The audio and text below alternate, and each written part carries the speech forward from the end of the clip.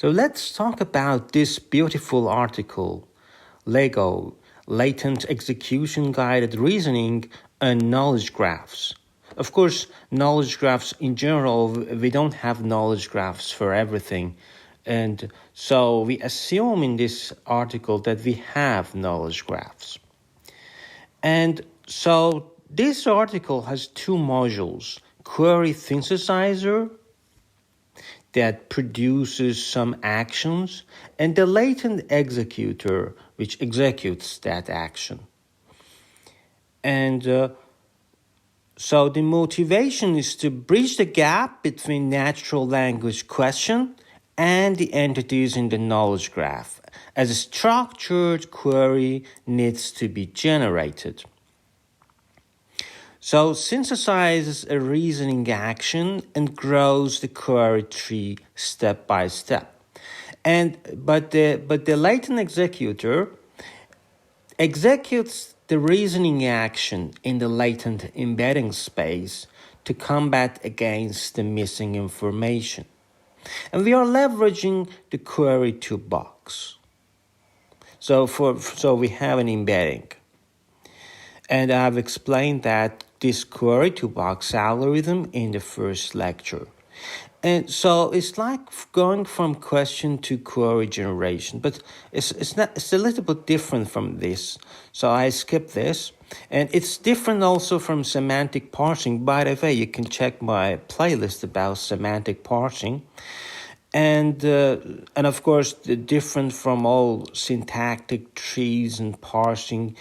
But the knowledge graph only understands queries. This is what is common.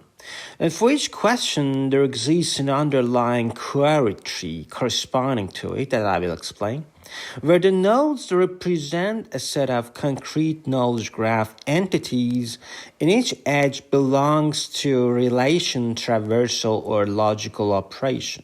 It's like semantic parsing that I really like. Of course, it's a little bit different from this semantic parsing, so I skip it. So our tree is a little bit different in that topic entities of questions are the branching nodes. For example, branching node 1, award it projects to Lecon and Bengio. And the branching to Canada, another topic entity, which is Canada, which projects to Trudeau, Bengio, and Weber. And so I like the definition of branching node. This is a branching node. It has two other children.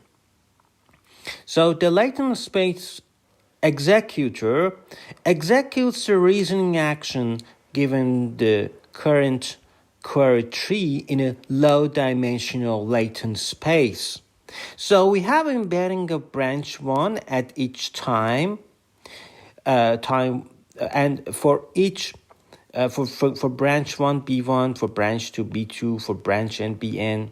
Assume we had n topic entities, and so we have this box as you have seen in the first lecture. We can create we know the center and offset, and so we can create this box.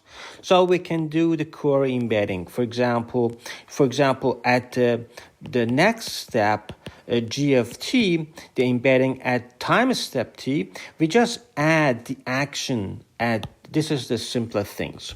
It's like in any knowledge graph. So when we have two nodes, this action connects these entities, entity 1 and entity 2. It connects so that the embedding of 1 plus the embedding of this relation AT would lead to embedding of entity 2.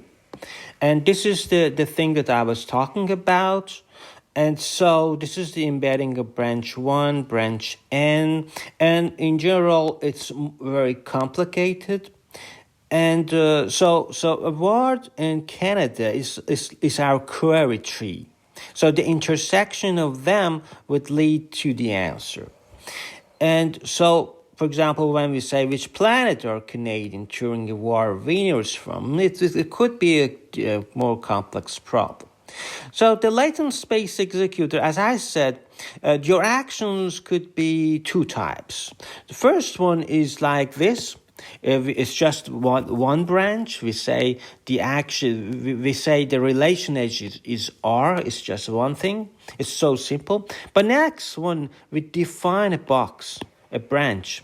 Branches B, multiple branches in a box, and then we know, if we know the center and offset, then we know the box.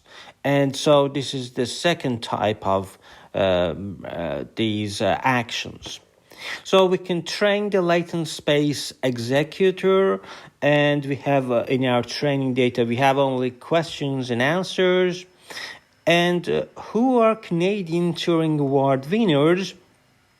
So this is the step. First, we pick the branch and then we extend it. So I've explained it before in the first lecture. So query synthesizer could be seen as a leader.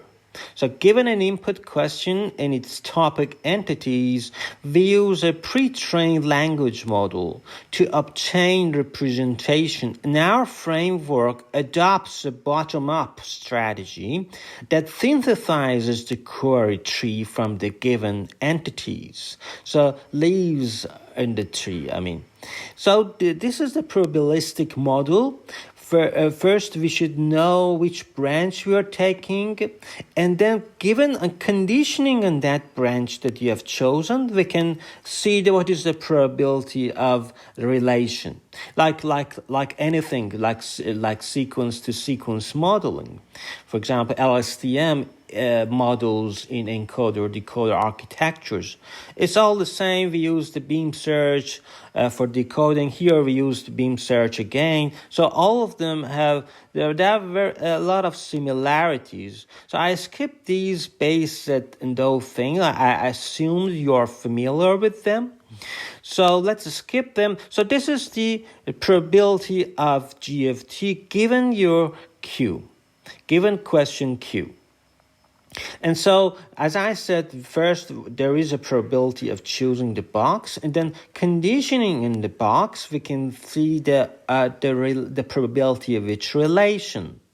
And so this is the beam search that we love it to use for any sequence, for decoding of sequence-to-sequence models, such as LSTM, the decoder part of LSTM. LSTM decoder. For example, here we have a model, a LSTM encoder, and here we have decoder. So for the decoder, for example, when we give it something in natural language processing, some word, it gives you the probability of next word. Here in this article, it is inspired from this kind of behavior, because if you give it some input, it gives you what is the probability of a relation. Because in knowledge graph we go from one node to the other node by these relations. So we are finding the probability of relations. So this is the iterative query synthesis in question answering. So each black node is a query tree candidate, and there are lots of, as you know, beam search methods nowadays inspired by computer vision. We have constrained beam search, we have top K sampling, top P sampling, lots of ways to create beam search. And each one has pros and cons, of course. And the training and inference, so finally, we repeat the synthesizer infers the reasoning action. So we maximize the probability action. And then executor, it just executes. As I said, GFT plus A of T could result to the next embedding. So we create our tree step by step. And if you watch my playlist about using expectation maximization for NLP tasks, you would see that why we need this kind of architecture. And this is the loss. We are maximizing the probability of tau, or in other words, we can minimize the minus log probability. and that's it. So we can use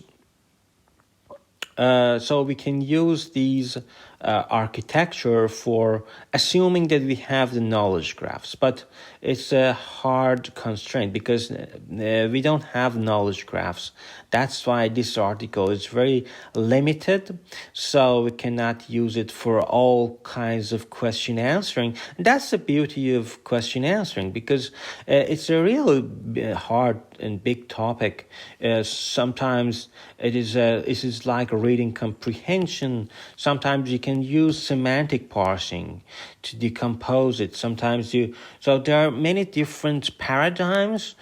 Sometimes you just use the transformer architecture, black input output, just imitating what is given as input. So given the context and the question in the context, you get the answer. So there are lots of paradigms to answer the question answering problem. And so in each lecture, I will give you a different paradigm. So I started from query to box in lecture 1, and now we are in lecture 4, and we will continue with different ideas, different articles about question answering.